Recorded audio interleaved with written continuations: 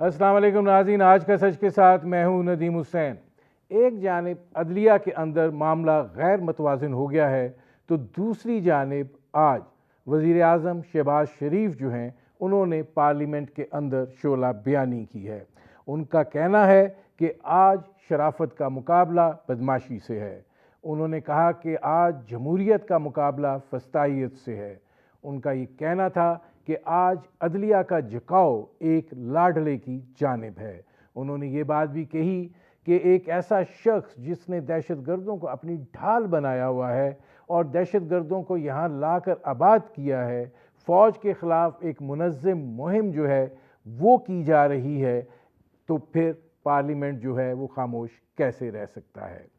अब यहाँ पर दो तीन चीज़ें जो हैं वो देखने की हैं। एक तो ये कि ये बात भी कही गई कि कल जो सुप्रीम कोर्ट के दो जजेस का फैसला आया है और उसके अंदर जो बातें कही गई हैं उसकी रोशनी के अंदर पार्लियामेंट जो है वो क्या कानून साजी कर सकती है। क्या ये कानून साजी जो है ये एक आइन साज अदारे और आइन के हवाले से ट्रेस पासिंग पर होगी? क्या ये कानून साजी जो है ये सुओ मोटो एक्शन के हवाले से हो सकती है, जिसका आज बड़ी तसलसल के साथ ईवान के अंदर जिन लोगों ने भी तकारीर की जिक्र किया। और जाहिर है कि वज़ीर आज़म शहबाज शरीफ साहब का कहना था कि हम तारीख के दोराहे पर खड़े हैं और अगर आज हमने पार्लियामेंट को मजबूर ना किया, आइन को मुकद्दम ना बनाया, तो फिर आइंदा आने वाली नस्लें जो हैं वो हमें माफ़ नहीं करेंगी। दूसरी जानिब जो है वो सुप्रीम कोर्ट के अंदर पंजाब और खैबर पख्तूनख्वा के हवाले से जो है उस मुकदमे की समाअत हो रही है और जाहिर है कि चीफ जस्टिस उमर अता बंदयाल जो हैं वो ये कह रहे हैं कि सिर्फ एमरजेंसी लगा कर ही इंतखाबात को मुलतवी किया जा सकता है। वो ये कह रहे हैं कि अगर अखराजात का रोना है तो वो फिर हमारी तनख्वाहें कम कर दें, दीगर अखराजात कम कर दें और वो इंतखाबात जो हैं वो कराए जा सकते हैं। चीफ जस्टिस साहब जो हैं और जो बेंच है उसके हवाले से जो फ़ैसला आना है, ज़ाहिर है सोशल मीडिया पर उसके हवाले से अभी से ही गुफ्त व शनीद जो है वो शुरू हो गई है और ये वो सूरत हाल है जो इंतहाई अफसोसनाक है। और ज़ाहिर है कि कल जस्टिस मंसूर अली ख़ान और जस्टिस मंदोखेल का जो फ़ैसला आया है और उसमें उन्होंने जिस तरीके से ये बात कही है कि सो मोटो एक्शन जो है वो बेलगाम ताकत फ्राहम करता है और फिर चीफ जस्टिस जो हैं वो इसका लतीफ़ मज़ा लेते हैं, ये बात अब ज़ुबान ज़दे आम हो रही है और ज़ाहिर है पार्लियामेंट के अंदर भी इसका अब तज़किरा है और इस हवाले से कानून साजी जो है वो की जानी है। इमरान खान साहब का जो अदालतों के साथ रवैया है उस हवाले को भी इंतहाई तनकीद का निशाना बनाया गया है। अब देखना ये है कि पार्लियामेंट में से क्या निकल कर सामने आता है और इसी तरीके से सुप्रीम कोर्ट ऑफ पाकिस्तान जो है वो क्या फ़ैसला करती है, क्योंकि चीफ जस्टिस कह रहे हैं कि सवाल ये है कि क्या इलेक्शन कमीशन जो है वो इंतखाबात को मनसूख कर सकता है। इस पर करेंगे बात। मेरे आज के मेहमान सीजन पॉलिटिशियन हैं, पाकिस्तान पीपल्स पार्टी के रहनुमा हैं और वज़ीर आज़म के मुशीर हैं अमूर कश्मीर और गिलगित बल्तिस्तान के कमर ज़मान कायरा साहब। कायरा साहब, पहले तो ज़रा ये आज पार्लियामेंट की जो कार्रवाई है वहाँ से शुरू करते हैं। वज़ीर आज़म साहब ने आज ये बात कही है कि हम एक दोराहे पर खड़े हैं, पार्लियामेंट और आइन जो है उसको मुकद्दम बनाना है और वरना हमें आने वाली तारीख और आने वाली नस्लें माफ़ नहीं करेंगी। ये जो सारा उन्होंने एक नक्शा खींचा है, क्या इमरान खान साहब के ख़िलाफ़ कार्रवाई होनी है के हवाले से कोई कानून साजी होनी है? क्या पाकिस्तान तहरीक इंसाफ के हवाले से कोई कानून साजी होनी है? क्या इस वक्त ये जो आज खुद नोटिस का मामला है और जिस पर नवीद कमर साहब जो हैं उन्होंने बड़े सख्त तहफ़्फ़ुज़ात का इजहार भी किया है, उस हवाले से कोई कार्रवाई होनी है? क्या मूड क्या है पार्लियामेंट का? देखिए, पहली गुजारिश ये है कि इस वक्त मुल्क के अंदर एक हिजानी सी कैफियत है, इंतहाई गुस्से और अनसर्टेनिटी का इस वक्त आलम है। मीडिया पे बैठे हुए हम एक दूसरे की को पिछाड़ने के चक्कर में है, आर्गुमेंट अपना विन करने के चक्कर में है, असेंबलियों के अंदर हम एक दूसरे को ऊंचा ऊंचा बोल के चुप कराने के चक्करों में है, इदारों के अंदर भी यही सूरत हाल है, अवाम के अंदर भी यही सूरत हाल है। हम कोई अकल की, मंतक की, समझ की या आराम से बात करने को तैयार नहीं है। ये हिजान पाकिस्तान के अंदर एक तवील अरसे से है, लेकिन इमरान खान ने इसको पूरा इस्तेमाल करते हुए उसको इंतहा पे पहुंचाया हुआ है और आज उसमें तसलसल से इजाफा हो रहा है। और इसकी सबसे बड़ी कैजुअलिटी जो है वो सच है, वो हकीकत है, वो जो ग्राउंड रियलिटी है वो इसके अंदर दब गई है। और हम सिर्फ ये समझ रहे हैं सारे कि हम कानून की अदालत में जीत गए तो जीत जाएंगे, हम किसी टीवी शो में बैठ के मजाकरा जीत जाए तो जीत जाएंगे, हम डिबेट जीत गए तो जीत जाएंगे। ऐसा नहीं है। हम सारे बुनियादी तौर पे शिकस्त खुर्दगी की अलामत है अगर हम गुस्से में बैठे हुए बातें कर रहे हैं। आज ऐवान के अंदर जो माहौल है, अदालत के अंदर जो माहौल है, ओवरऑल जो इस वक्त पाकिस्तान के अंदर माहौल है, उसको देख के तज्जिया करें क्या सूरत हाल है। जज साहिबान एक दूसरे के बारे में क्या कुछ कह रहे हैं, वाज़े डिवीजन्स मौजूद हैं। 9 रुकनी बेंच बनता है, 2 रुकन अलग हो जाते हैं, 2 के बाद 2 और अलग हो जाते हैं। अब 2 जज साहिबान ने अपना फैसला दे दिया है। क्या ये कोई छोटी सी बात है? ये हमारी तरफ से तनकीद तो नहीं है ना। ये देखने की जरूरत है कि अदलिया के और आला अदलिया के जज साहिबान ने खुद ये तजवीज़ दी है, ये राय दी है, और अब इसको किसी तरफ तो लगाने की जरूरत है। इसके ऊपर अदलिया खुद अगर नोटिस लेगी तो बेहतर है, अदरवाइज ये पॉसिबल नहीं है कि हम चीज़ों को इस तरह सरफ नज़र करते हुए आगे चला सकें।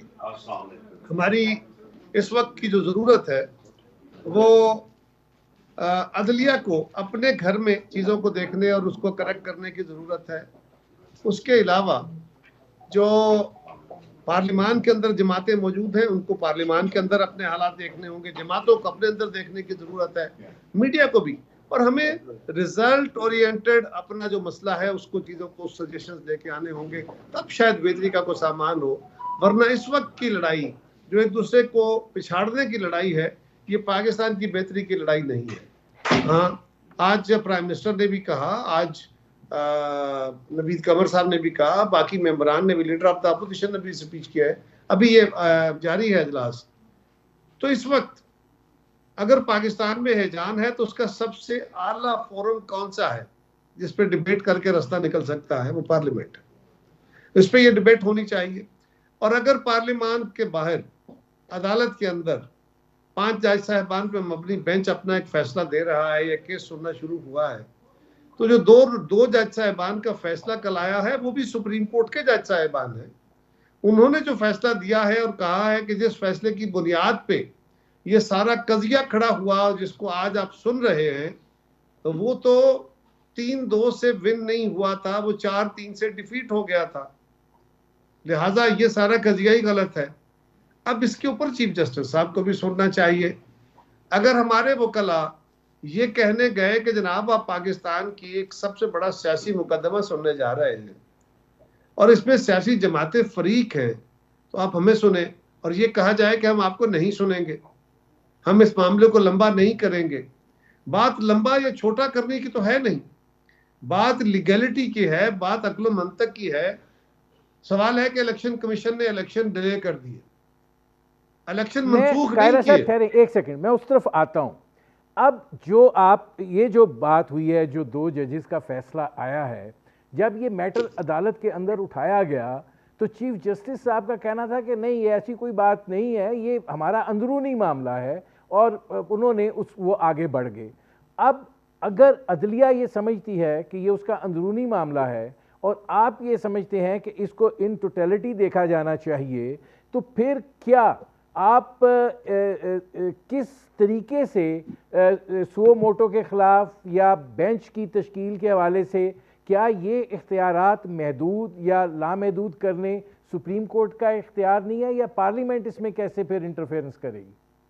इस मुल्क के कानून किसने बनाने हैं, अदलिया ने या पार्लियामेंट ने? आइन किसने बनाना और अमेंड करना है, अदलिया ने या पार्लियामेंट ने? अदलिया बहुत सारा इख्तियार अपने तौर पे पहले ही ले चुकी है, उसको वो इख्तियार सरेंडर कर देना चाहिए, छोड़ देना चाहिए, और जो अदलिया का अपना इख्तियार है उसके ऊपर खड़े होकर सही मुनसिफाना फैसले करने चाहिए। पार्लियामान को दुरुस्त तरीके से कानून साजी करनी चाहिए, सियासी जमातों को या हुकूमत को बेहतर फैसले करके अवाम को रिलीफ और मुल्क को बेहतरी की तरफ लेके जाना चाहिए। सबको उस डिफाइंड लाइन में रहना है। चीफ जस्टिस साहब का ये कहना कि ये हमारा इंटरनल मामला है, इंटरनल मामला फैसले आने के बाद इंटरनल नहीं रहता, फिर वो अवाम का मामला होता है, फिर मुल्क का मामला होता है। जो फैसला जिससे पाकिस्तान का मुस्तकबिल मुंसलिक हो, सियासी जमातों का और हुकूमतों का मुस्तकबिल मुंसलिक हो, और जिससे बज़ाहिर एक तरफ झुकाव का असर जो है वो नजर आ रहा हो, वो फैसला किसी एक जमात का या किसी एक ग्रुप का या किसी एक इदारे का फैसला नहीं रह जाता, वो इंटरनल मैटर नहीं रह जाता। फिर उस मामले को कहाँ डिबेट करना चाहिए? उस मामले को कैबिनेट में डिबेट करना चाहिए, उस मामले को पार्लियामान में डिबेट करना चाहिए, और उसके लिए अगर कोई कानून साजी रिक्वायर्ड है तो कानून साजी सिर्फ पार्लियामेंट ने करनी है और किसी का हक नहीं है। क्या अच्छा कायरा साहब, कवानीन के एक छोटा सा काम सवाल करती है जी, कायरा कानून साहब साजी नहीं इसमें करती। छोटा सा सवाल है, और वो ये है कि आप ये कह रहे हैं कि अदलिया के पास कुछ इख्तियारात ऐसे हैं जो मुतजावज़ हैं और वो उनको या तो रज़ाकाराना तौर पर सरेंडर करे या पार्लियामेंट कानून साजी के ज़रिए उनसे वो इख्तियारात वापस लेगी। देखिए, अगर कहीं इरेगुलरिटी हो रही है, वो अदलिया में नहीं मैं कह रहा, वो इंतजामिया में है, वो किसी जगह भी है, तो उसको करेक्ट करने का तरीका क्या है? कौन सा फोरम है जहां से लेजिस्लेशन होके उसे भाम को या सोवर पारिंग को करेक्ट कहां से किया जा सकता है? कानून साजी के जरिए। कानून कौन बनाएगा? क्या सारी सुप्रीम कोर्ट 17 के 17 जजेस बैठ के कानून बना सकते हैं? किसी कानून की मीम नून तब्दील कर सकते हैं? नो, ये पार्लियामेंट का काम है, उसी ने ये काम करना है। सवाल यह है कि जो जिसका काम है उसे करने दिया जाए। अदालतों का काम गिवन लॉ के तहत इंसाफ करना है, वो इंसाफ करे और इंसाफ करते हुए नजर आए। इस वक्त जो झुकाव नजर आता है, जिस पे एहतजाज है, और आज वो एहतजाज अदलिया के अंदर से उठ रहा है। आपको याद होगा जब 9 रुकनी बेंच बना था तब भी ये एहतजाज उठा, जज साहबान ने सवाल उठाए थे। क्या उन सवालात को 5 रुकनी बेंच ने इस काबिल समझा कि जज साहबान की तरफ से जो सवाल उठाए गए उनको एड्रेस कर लें?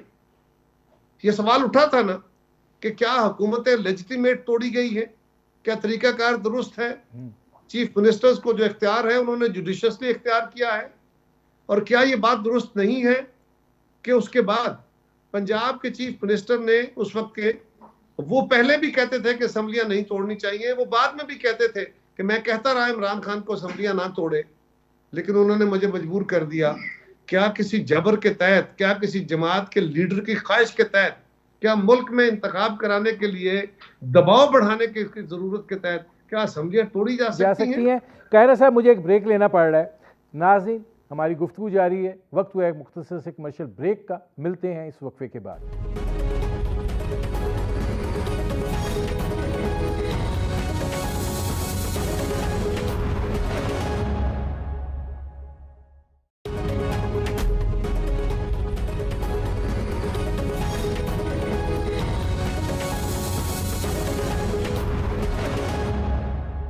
वेलकम बैक नाज़रीन। मेरे आज के मेहमान वज़ीर आज़म के मुशीर बराए अमूर कश्मीर गिलगित और बल्तिस्तान कमर ज़मान कायरा, उनसे हमारी गुफ्तगू जारी है।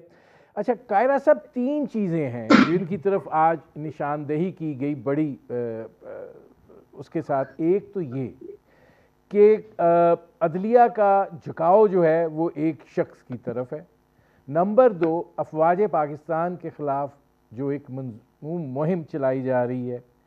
नंबर 3 जो है वो ये है कि जो सुओ मोटो का इख्तियार है उसको इस्तेमाल किया जा रहा है बड़ी बेदर्दी के साथ, और ये आईनी तौर पर पार्लियामेंट ने फैसला करना है कि वो कैसे हो। अब क्या आप इस पोजीशन में हैं कि आप आईनी तरमीम कर सकें?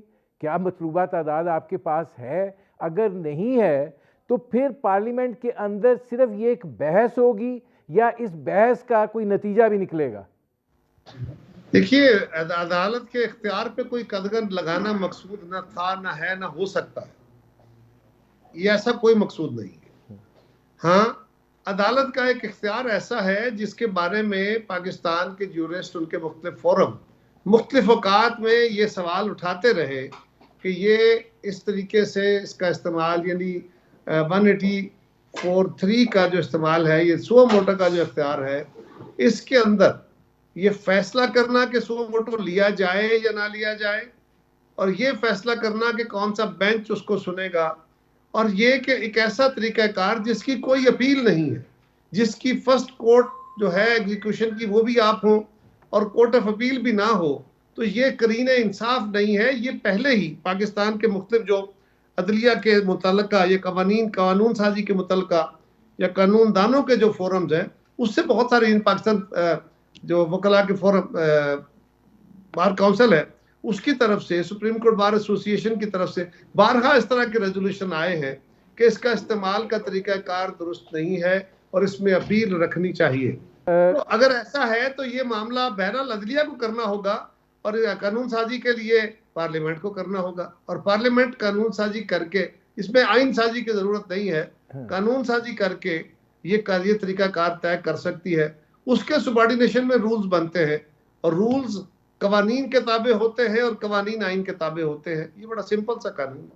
इसका मतलब है कि ये इधर तो ये समझा जाए कि सुओ मोटो का जो एक्शन है उसके ऊपर जो तहफ़्फ़ुज़ात हैं और जो जिसका इजहार अदलिया के अंदर से आया है उस पर कानून साजी जो है वो होने जा रही है।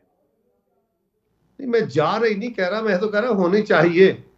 अब बहस तो उसी चीज पे हो रही है ना कायरा साहब। चले, बहस का कोई अच्छा नतीजा निकलेगा इंशाल्लाह, डोंट वरी। ये कोई, इसमें कोई जज्बाती और हैजानी कैफियत में फैसले नहीं होंगे, बल्कि इस पे फ्री डिबेट, फिर डिबेट होगी और उसके बाद फैसले साझी होंगे।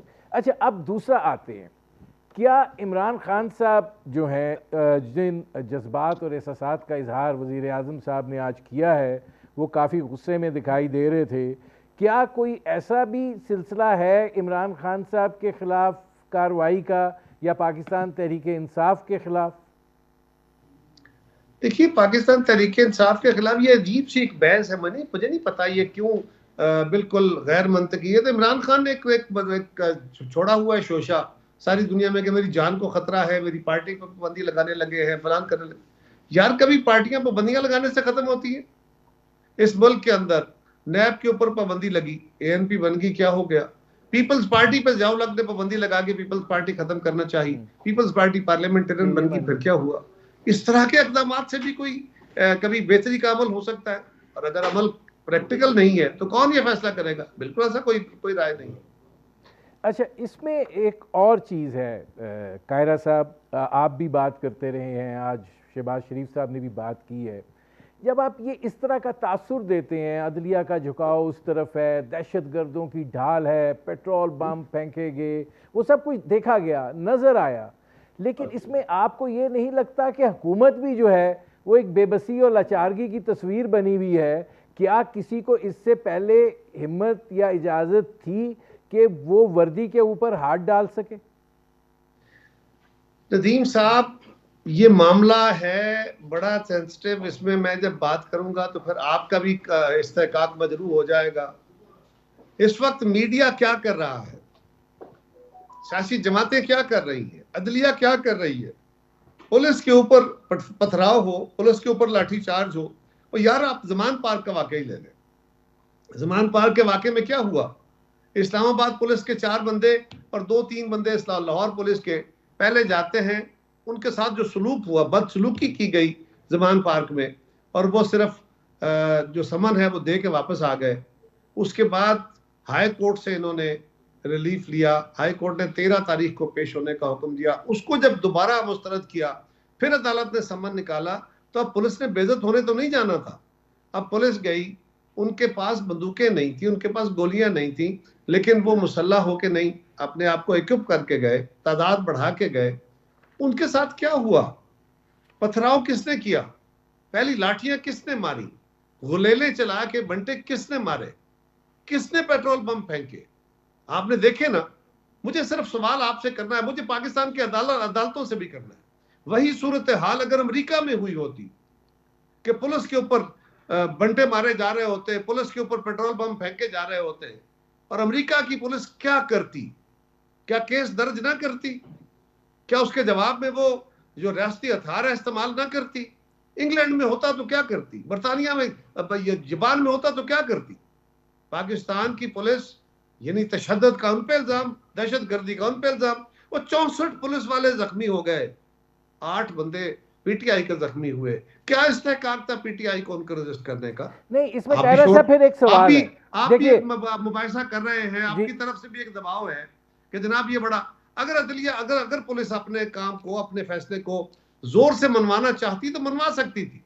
ताकत का ब्रूटल इस्तेमाल दुनिया सारी में हो जाता है, अगर करते तो फिर आप क्या करते? अभी तो जख्मी हुए पड़े हैं, तो मीडिया सारा उनके गले है, अदालतें उनके गले हैं, और ये कह रहे हैं जी पर्चे गलत दे रहे हैं, फलां गलत हो गया है। इस्लामाबाद में क्या हुआ? क्या करती पुलिस वहां पे? अगर केस दर्ज किया है तो बेलें भी हो रही हैं, उनको रिलीफ भी और कमेंट्रियां भी हो रही हैं। इसमें कायरा साहब अब एक सवाल है, सवाल ये है कि क्या हुकूमत या रियासत जो है वो दिफाई पोजीशन पर इसलिए आ गई है कि जथाइज़म से घबरा गए हैं, या इसलिए कि इमरान खान साहब इतने पॉपुलर हैं कि हर इदारे के अंदर उनकी एक ऐसी मकबूलियत की लहर मौजूद है जो उनको सहूलत फराहम कर रही है? नदीम हुसैन, ऐसा कुछ नहीं है। हुकूमत के पास, इदारों के पास वो सारा इख्तियार, वो सारे हथियार मौजूद हैं, वो किसी भी तरह की सूरत हाल से निमट सकते हैं, लेकिन उस हद तक जाना मुल्क व कौम के मुफाद में नहीं होगा। अगर पुलिस वो हथियार इस्तेमाल करती तो आज आप क्या करते? उन्होंने नहीं किए तो आप उनके लत्ते ले रहे हो। अगर वो कर लेते तो क्या होता? वरना क्या इस मुल्क में इससे पहले पुलिस हाई हैंडेडनेस करके अपना काम करती नहीं रही? ताकत का इस्तेमाल यूरोप में नहीं होता, दुनिया भर में नहीं होता। आज मसला यह है कि फिर आपने और मैंने ही खड़े होकर पुलिस के खिलाफ चल रहे होना था कि ये बड़ी इन्होंने जुल्म कर दिया है। और अभी मैं पहले कह रहा हूं, आप जरा गौर करें, 64 बंदे उनके जख्मी हैं और आप उनको जालिम कह रहे हैं। पेट्रोल बम उन पे फेंके गए हैं, आप उनको जालिम कह रहे हैं। अच्छा, और ये बिल्कुल नहीं है कि हम कोई डरे हुए हैं, सिर्फ ये है कि यकीनन हुकूमतों को बर्दाश्त का मुजाहरा करना चाहिए, लेकिन मेरी दानिश में अब बर्दाश्त ज्यादा कर ली गई। अच्छा कायरा साहब, ये ज़रा इस तरफ भी आते हैं, क्योंकि जाहिर है कि सुप्रीम कोर्ट के अंदर वो कार्रवाई जो है वो जारी है। अब चीफ जस्टिस साहब ये बात कह रहे हैं कि सिर्फ एमरजेंसी लगाकर ही इलेक्शन को मुलतवी किया जा सकता है। बाकी तो वो कह रहे हैं कि वो जवाब ऐसे हैं कि भाई आपके पास पैसे नहीं है, आप हमारी भी तनख्वाहें काट लो, इधर उधर से अखराजात कम करो, पैसे दस्तयाब हो जाएंगे। वो कह रहे हैं खैबर पख्तूनख्वा जो है वहाँ पे तो कोई 1250 दहशतगर्दी के हमले हुए हैं, पंजाब में तो सिर्फ 65 हुए हैं, तो ये क्या जवाब हुआ? तो आप कैसे देख रहे हैं कि वो कह रहे हैं कि कोई रास्ता नहीं है इलेक्शन 90 दिन से आगे ले जाने का? ये रास्ता तो खैर देखेंगे क्या है या क्या नहीं है, उसका जवाब देंगे अदालत को। अदालत तब पहले अपना मामला तो तय करे ना। ये जो जज साहब ने इस वक्त अदालत लगाई है, मेरी दानिश में तो उसको चाहिए कि इसके ऊपर फुल कोर्ट का एक मुतालबा बना है, वो मुतालबा पहले अदालत के अंदर से जो उठने वाले सवाल हैं उनको एड्रेस किया जाए, इस केस की लीगलिटी देखी जाए, फिर ज्यादा बेहतर होगा। ये अदलिया के लिए भी बेहतर होगा और मुल्क के लिए भी। दूसरी गुजारिश ये है कि सिर्फ पैसे ही वाहिद इशू नहीं है। नदीम हुसैन, इलेक्शन कमीशन के पास अमला नहीं होता।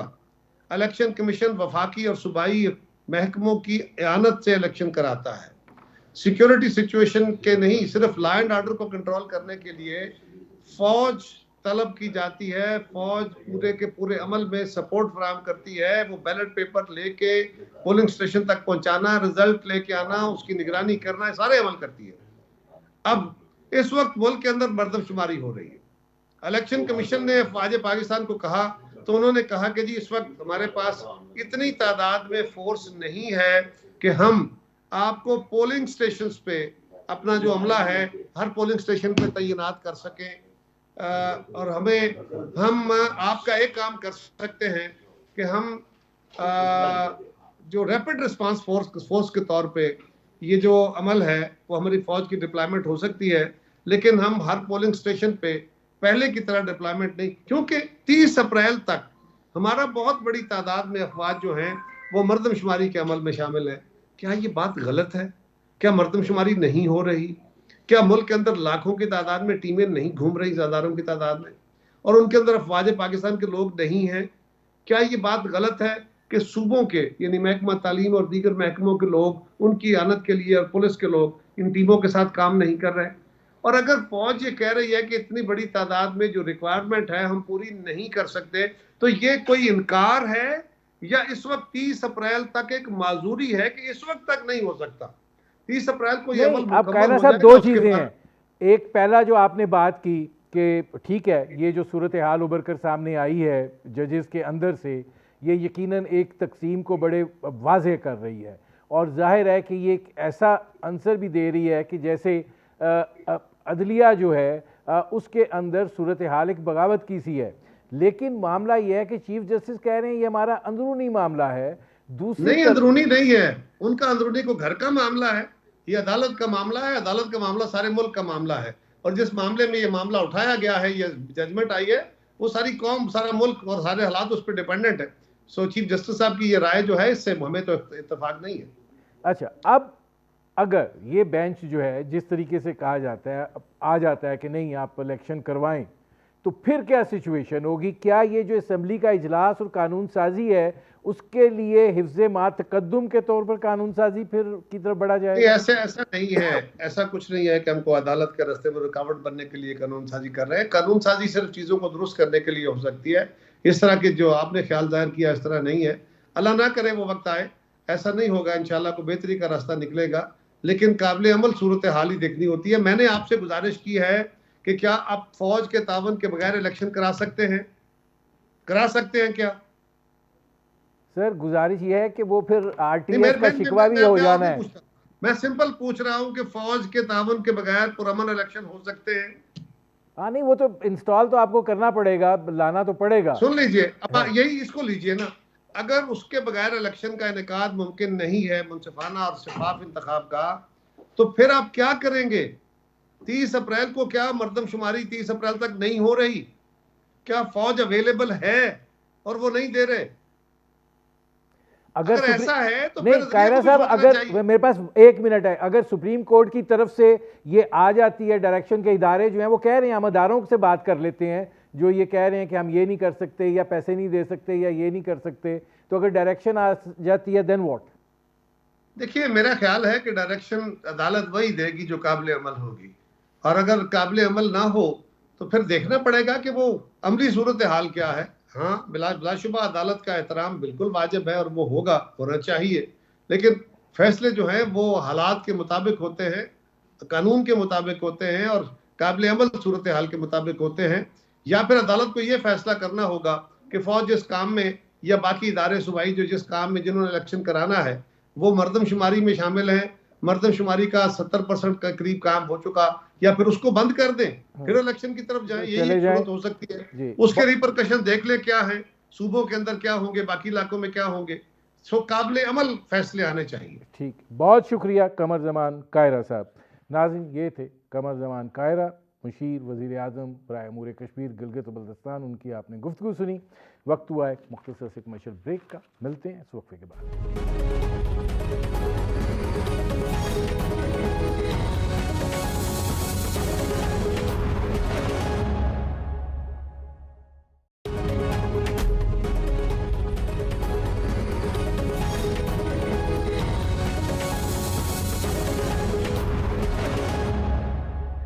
Welcome back. नाज़रीन, कल का फैसला जो 2 जजेस का आया और जिसके अंदर ये बात कही गई कि जो समाअत हो रही है वो पिटीशन जो है वो पहले ही 4-3 से रद्द हो चुकी है। अब ये बेंच जो है वो उसकी समाअत कर रहा है और उसमें एक जज वो भी शामिल हैं जो इससे पहले विड्रॉ कर गए थे। अब सूरत हाल ये है कि इस बेंच की क्या कानूनी हैसियत है? चीफ जस्टिस उमर अता बंदयाल साहब तो ये बात कह रहे हैं कि जो ऑब्जर्वेशंस आई हैं और जो फैसला आया है वो हमारा अंदरूनी मामला है और वो ऐसी बात नहीं है, लेकिन जो लीगैलिटी है उसके बारे में सवाल उठाए जा रहे हैं। ये वो मामला है जिस पर करेंगे बात, और हमारे साथ मौजूद हैं हसन रज़ा पाशा साहब, चेयरमैन है executive committee Pakistan bar council के। हसन रज़ा साहब, ये फरमाइएगा कि आप इसको कैसे देखते हैं कि अब ये जो बेंच समाअत कर रहा है उस केस की, जिसके हवाले से 2 जजेस जो है वो ये कह रहे हैं कि 4-3 से वो मुस्तरद हो चुका है, तो फिर इसकी क्या कानूनी हैसियत होगी या इसके फैसले की क्या कानूनी हैसियत होगी? देखें, हमारा तो इस पे ऑब्जेक्शन है पहले दिन से। हम ये पहले भी ये कहते थे कि फुल कोर्ट बेंच होना चाहिए या फिर 9 रुकनी बेंच हो, जो कि पहले सीनियर मोस्ट 1 to 9 जजेस हैं। लेकिन समझ नहीं आ रही कि क्यों इस बात को नहीं माना जा रहा, और आज भी अटॉर्नी जनरल ऑफ पाकिस्तान ने यही रिक्वेस्ट की कि ये फुल कोर्ट बनाई जाए ताकि इसका फैसला हो सके। लेकिन चीफ जस्टिस साहब जो है वो इस मामले में कोई इतने वो नज़र नहीं आ रहे कि वो ये बात माने। अब एक और चीज़ बड़ी अहम है, वो ये है कि पिछली प्रोसीडिंग्स के दौरान his lordship mister justice Ijazul Hasan साहब ने वॉलंटरीली रिक्यूज किया था इस बेंच से। अब दोबारा उनका शामिल हो जाना ये भी एक क्वेश्चन मार्क है कि उन्होंने क्या अपनी कंसेंट दी है दोबारा शामिल होने के लिए, तो फिर उसकी क्या वजह होगी कि जब पहले उन्होंने रिक्यूज किया। दूसरी बात कि उनको क्या शामिल करना इंतहाई ज़रूरी था, why not justice Mansoor Ali Shah साहब। तो ये चीज़ें बहरहाल सुप्रीम कोर्ट के चीफ जस्टिस साहब फरमा रहे हैं कि ये अंदरूनी मामला है, लेकिन इतना अंदरूनी भी नहीं कह सकते, क्योंकि कल का जो ऑर्डर है 2 रुकनी बेंच का, जिसमें जस्टिस मंसूर अली शाह साहब और मिस्टर जस्टिस मंदोखेल साहब हैं, उनका जो फैसला है खिलाफी नोट की सूरत में वो बड़ा अहम है।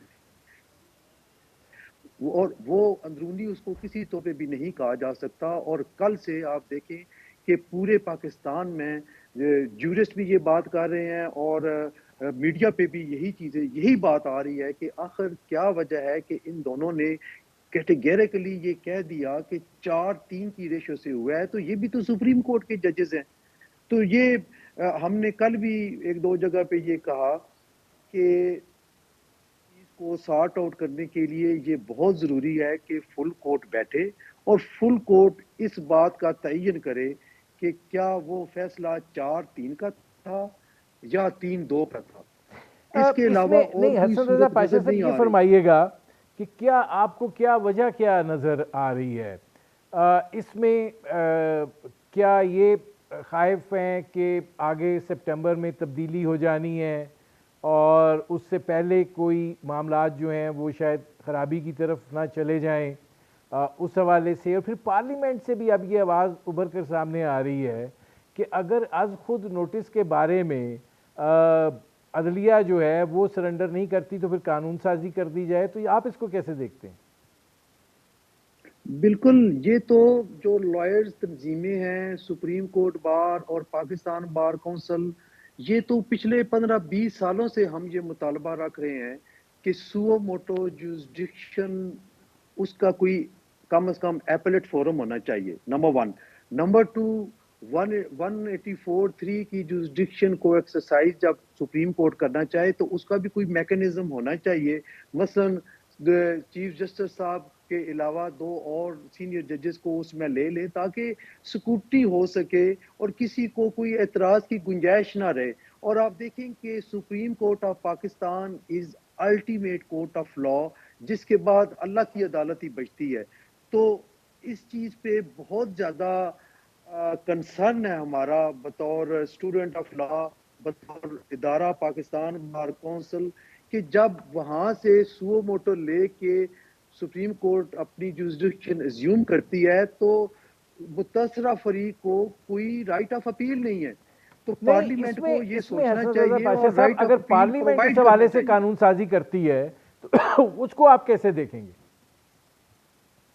मैं समझता हूँ कि अगर पार्लियामेंट ऐसी कानून साजी करती है मुतालबात जाएंगे। हम तो बहुत अरसे से इस चीज का मुतालबा बारहा दफा कर चुके हैं। रेजोल्यूशन हमारी मौजूद है, तारीख का हिस्सा है, रिकॉर्ड का हिस्सा है कि सुओ मोटो जब एक्शन होता है तो उसकी अपील वो प्रोवाइड होनी चाहिए। कानून में हक हासिल है कि कोई बंदा मुतासरा फरीक जो ये समझता है कि सुओ मोटो लेते वक्त जो उसका फैसला मुनासिब नहीं हुआ और कानून और आइन के मद्देनजर रख के नहीं किया गया, तो उसको अपील का राइट मिलना चाहिए। हम इस बात को सपोर्ट करेंगे अगर हुकूमत इस तरह करती है तो।